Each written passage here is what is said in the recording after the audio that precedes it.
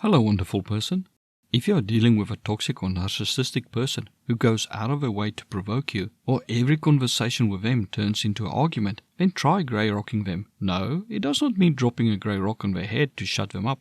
What is grey rock? Grey rock is a descriptive term to describe a technique to deal with toxic or narcissistic people who say and do things to upset you, or who give you the silent treatment. Grey rock describes a way of responding. With grey rock, you deny the narcissist an emotional reaction to their attempts to manipulate your emotions. This can be something they say or do to trigger you, or them giving you the silent treatment. Whoever controls your emotions has control over you. The aim with grey rock is to stay neutral and respond calmly and collectively, or to not respond at all to provocation. Grey rock is not silent treatment where you refuse to talk to the person. It is just staying grounded in the moment, realizing the person's aim is to get you off balance, distract you, manipulate you, or hurt you by getting you emotional, and then refusing to take the bait. To them, you become as boring and dull as a grey rock. When to use grey rock? Grey rock is for when you have to interact with an abusive or narcissistic person who tries to get you emotional. It can be a romantic partner, your parents, siblings, your boss, or co-worker. It may be that you cannot leave a person or place, or you are not ready to leave due to emotional or financial reasons. Maybe you need to finish school or studies, or first need to find a car, job, or accommodation. Or you need to interact with them to not be cut off from seeing other family members. Or you are still busy divorcing, or need to interact due to child custody. It can be used with a violent abuser in disagreements to help arguments from escalating into physical attacks, especially when they are under the influence of a substance, but it can be used with a confrontational stranger. How to use grey rock? Make a list of all the things they say and do that trigger you, and then how you normally react and what the consequences are of reacting in that way. Then write several alternatives down of how you can react. It helps if you decide on one or two reactions to multiple things they say, such as if they insult you or curse you, you may decide to say nothing or just say, "I'm sorry you feel that way," or just a one-word response, such as, "okay," or "oh."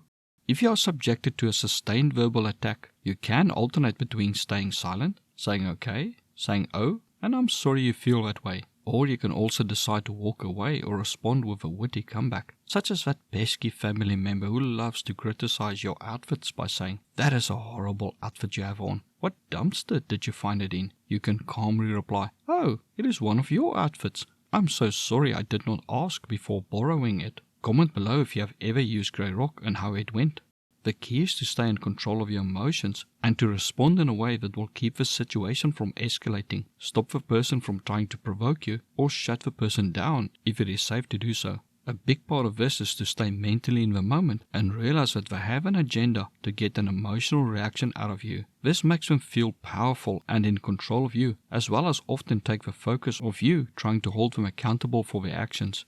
You may then decide to, when they next accuse you of something, or try to bring something up, you will calmly respond with, "We are not talking about that. We are now talking about X." Sometimes they try to degrade you to feel better about themselves. Maybe they insult your cooking and you, instead of breaking down in tears as normal, you just pass them the salt without saying a word. Do take preemptive actions as well to help you not get into situations where they can get you emotional.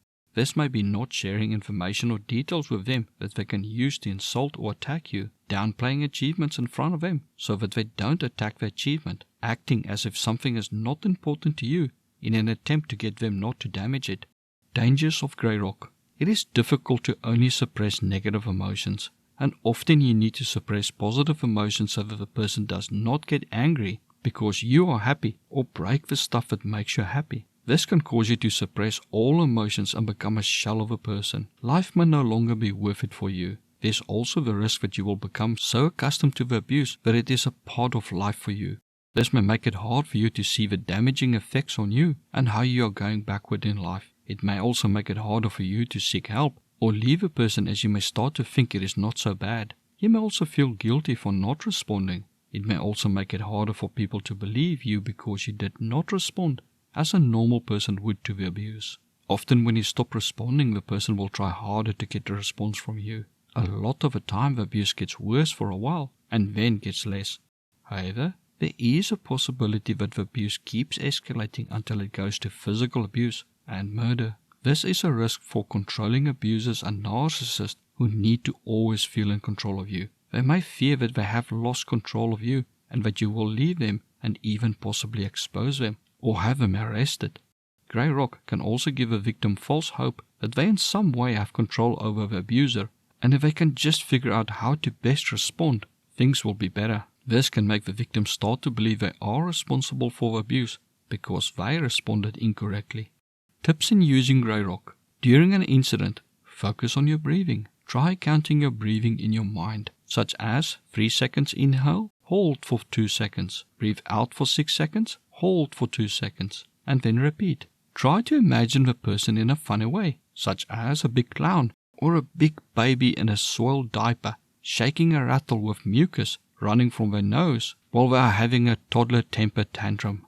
Remind yourself why you are putting up with a person or why you are not telling them where to shove it. Maybe you need to be nice to them to see other family members, or you are doing it for you or your children's safety, or you cannot afford to be kicked out of a house at this moment. If you can, mentally prepare yourself before you are to interact with a person.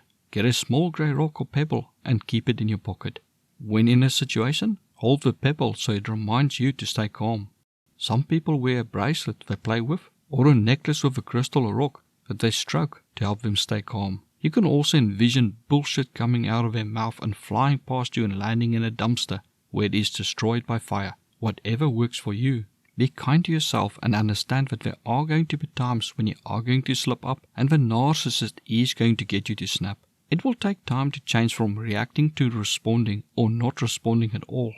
But over time you will improve. As you become better with grey rock, set up boundaries for how you will allow the narcissist to treat you. Grey rock will then help you stay in the moment, on point of the issue, and level-headed to respond to boundary violations. Watch a video suggested you now to learn 5 things never to share with a narcissist and why.